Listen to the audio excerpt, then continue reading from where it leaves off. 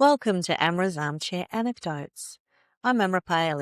Thank you for joining me for Season 1 of Amra's Armchair Anecdotes highlights reel. I'd love for you to join me in Season 2, where I continue deep conversations, talking to interesting people, and most importantly, learning.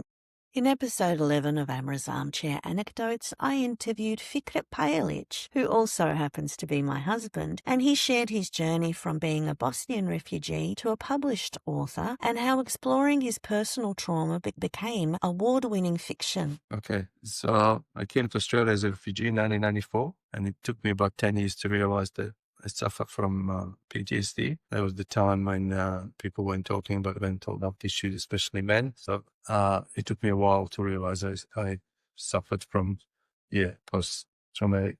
At the time, I worked for the Department of Justice, and I witnessed something which was really disturbing, and part of the process was to go through EAP, Employee Assistance Program, and I spoke with a counselor at 2 sessions, and then she suggested that maybe I should put some of my previous experiences in writing, so that in a way you're supposed to deal with it, but it was a bit of a catch-22 for me because college thought, I should say, every time I wrote something, I got to have it again. But I kept writing, and she read some of the stuff, and then she said, maybe you should turn some of this stuff into stories or something like that, and then like a memoir type of thing. But I wasn't really in the mood to do memoir. Mm-hmm. So some of the stuff that I went through, I turned into short stories. So that's kind of how it started. Mm-hmm. But it took a while for me to kind of get them really to a publishing standard.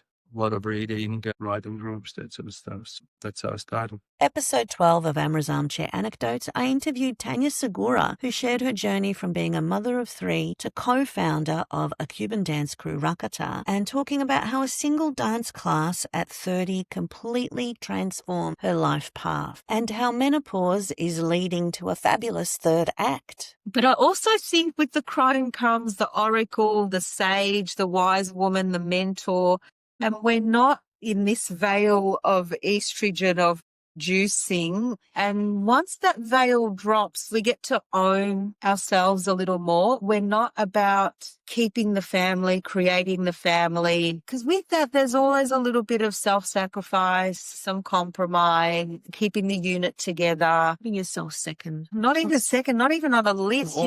Write a list of all the people you love. When do you get to write your name on it? And I think there's something in, I don't mean being selfish, but I know that there's a little bit of every day, if you can make someone's life better, that's great. But what if some days it's your life? Yes. And that's what I'm enjoying, putting myself first, actually listening to my voice, listening to what I want. There's a joke in my house. I'm a bit of a narcissist, turning into a bit of a narcissist. And I'm like, yep. Love it. I want it. Yeah, I think we should reclaim a little bit of that. And I think in menopause, that's the time. Yes. It can be little things like, what do you want for dinner tonight? I don't mind, you cook. Or it could be, I really feel like chicken. Like it's such a little shift. And then there are big things. There are women who are divorcing during this time. In episode 13, I interviewed Lee Agius, who shared her journey from sculptor to art therapist and her late diagnosis of dyslexia and ADHD, how it provided clarity and compassion. I guess because I was late in age diagnosed. So when I was a kid, I'm dyslexic, but when I was a kid, it was hard for me to get through the curriculum. So I didn't finish school in time. I left in year 10. I couldn't do year 11 and 12. I guess once I was in my 20s and I thought, something, I bet I'm dyslexic. Something has to be going on. I didn't actually get myself tested till I was 50, maybe 52. And when I went to get myself tested, because I was just like, this is ridiculous. How many times do I have to try to write these words? I just can't remember how to write it. And amongst other things. But when I went for the assessment, they said it came back that I have ADHD as well.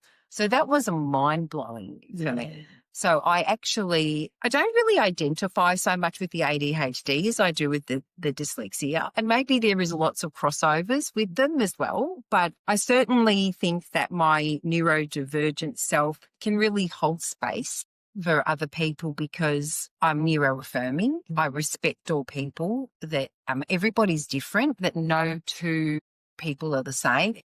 In episode 14 of Amra's Armchair Anecdotes, I interviewed Lucas Casper, who shared his journey from skateboarding graffiti artist to internationally recognised muralist, and how he started teaching at 17 and continues his community engagement through school workshops and YouTube tutorials. Painted the wall and they said, come back next week and bring your ABN. And I was like, yeah, cool. I had no idea what an ABN was. So I went home, signed up for a sole trader ABN. That's how I got my first paid jobs. And I came back and they were like, yeah, you have a job. You're going to come back here once a week and you're going to run like art workshops, graffiti art workshops with the young people. So I became a facilitator, and the age demo that I was working with people that were, 10 years older than me. So I was just like this kid, didn't know how to teach, didn't know what to do, but, they were a really cool place where they realized that the people that should be teaching this stuff are the people that are like part of that world. So I might have been younger, but that was my entire life. So I was in the right spot, wasn't mature enough to teach. A lot of things stumped me. It was crazy. Episode 15 of Amra's Armchair Anecdotes, I interviewed fantasy author Demet Divaroren about her novel Blood Moon Bride and the way that fantasy can explore themes of oppression and resistance. I don't like that term, but I can't think of a better one at the moment. But still, I wanted a universal feel to this world. It was really, really important to me. I even made it a point not to describe people in terms of, their skin color or I was really careful not to add any racial identifiers. It was really important. So in that way, it was a huge shift again from Hope Street, which was exploring all of the beauty of culture and it was perfect for that book and it was necessary for that book. But for this one, I was like, it's fantasy, human first. That was my motto. People who were reading this book, I want them to be able to recognize their shared humanity with these characters. So for these characters, their humanity had to come first.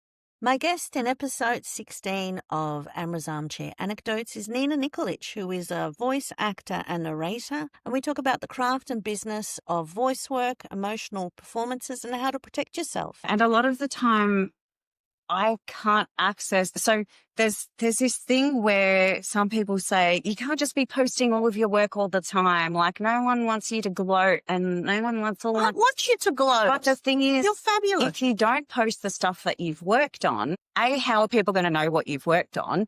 And B, how are people going to know what it sounds like and what you can bring? How are people going to actually see your performance in various things if they haven't played that game or they haven't done this or whatever? Do things and release them and just whatever happens, happens. See, well, that's where the best work comes from. Yeah. I'm not going to lie. I do feel like in general, the auditions that have been the most successful, there's a thing in like the voice actor world specifically of like the set and forget mentality of the ones that you just kind of throw away are like the ones that always work out. Like you'll be sick as a dog and this audition comes in and you're just like, all right, I'm just going to do this. I'm just going to do what I can and I'm going to send it.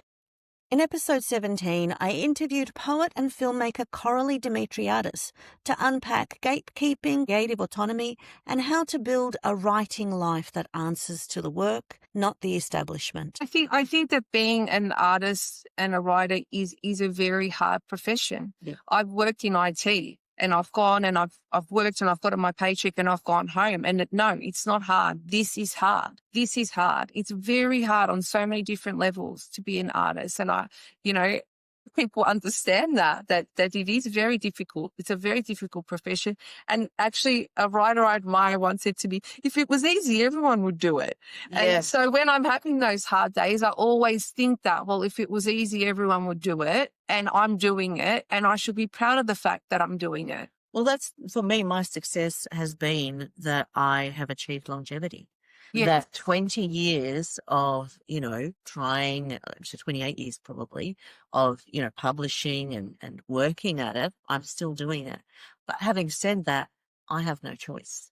It is my oxygen. Yeah. And it's so interesting as well because of my novel that I was talking to you about before that has been rejected from, every publisher in Australia, right? And I know it's going to get published one day. I just know. And I know why it hasn't because it's really controversial. But when I was in Cyprus recently, I was having discussions with producers and the Cypriot funding bodies about changing this novel that has never been published into a film. And it's like, I was sitting there going, how is this possible? Or even like when I was in London talking to a London theatre about my theatre show and I can't even get it staged here, and there's interest. And I just go, wow, like it's so interesting that I can't have that support here and I have to go like abroad to get it. In episode 18, I sat down with Dr. Catherine Firth to unpack the 3-minute thesis competition and how it turns complex research into clear human story. We talked about the competition and me as a winner of the 3-minute thesis competition for La Trobe in 2025. Before it is my main advice. There's so much to be gained, in terms of understanding your own project, in terms of connecting with other people, in terms of getting encouragement, in terms of building your skills, whether you're interested in academic progression, or going out into industry, or just, when people say, so tell me about your research instead of going, at a barbecue, oh, don't worry about it, nobody would understand it. You're like, actually, I've got a really good version. Do you want to hear it? It's got jokes in it. So whatever, or not in your case, but I have a novel that you could read that I highly recommend, Time Kneels Between Mountains. But you have ways of kind of connecting your research to other people. So nothing to lose, everything to gain. It's a really affirming process. It's scary, but it's also so rewarding. So definitely go out, have a go. 3-minute thesis. I mean, I've been championing it for years and years because I see just how good it is and just how good it is for candidates. And so, anybody who's listening, have a go. Episode 18 was very special as I interviewed my best friend Veronica about our long-time friendship, about how weightlifting has become her therapy and why boundaries matter. Well, I just don't, it's not that I don't care. I still do care deeply, but recognizing that it is about me and I can say no and I will say no. And I have said no, which is, for anyone that knows me again, knows how hard that is. And there's nothing wrong with saying no. Say yes to those that love you and care for you. And, everyone in my life, if I called them and I was on the other side of the world, I know that they'd be there in a heartbeat and vice versa. And they're the only people I need in my life. But in perimenopause, I don't know what it is. I love it. Knows they love it. The freedom that it gives you where you just shed things so much easier. Episode 20, I shared Antoinette's story of premature ovarian insufficiency at 41, the harm of being dismissed, and the relief and clarity that came with being on hormone replacement therapy. So there's a lot of that negativity, and then as soon as the hormone replacement therapy, oh my gosh, tell me about the transformation with you. I remember this so vividly. I will never forget this day of my life. This beautiful doctor that I've been seeing said, there's no question about it. You are eligible for HRT. So let's begin the treatment. She said, this is going to make a world of difference for you. Honestly, at that point, I didn't believe anything was going to work. I thought, this is it. This is my life. I'm just going to be miserable forever and I have to deal with it. But I remember day 4, I woke up and I was feeling joy. Yes. Just to be alive, just to see my children running around the house. Yes. I actually put on this amazing, colourful dress that I've never worn for a very long time because I wanted to wear colour. I felt bright. Life felt brighter. There was a buzz within me. Like I was excited to just begin the day. And I said, okay, this is what everyone's been talking about. This joy is coming back. Thank you for joining me for Season 1 of Amra's Armchair Anecdotes Highlights Reel. I'd love for you to join me in Season 2 where I continue deep conversations, talking to interesting people, and most importantly, learning.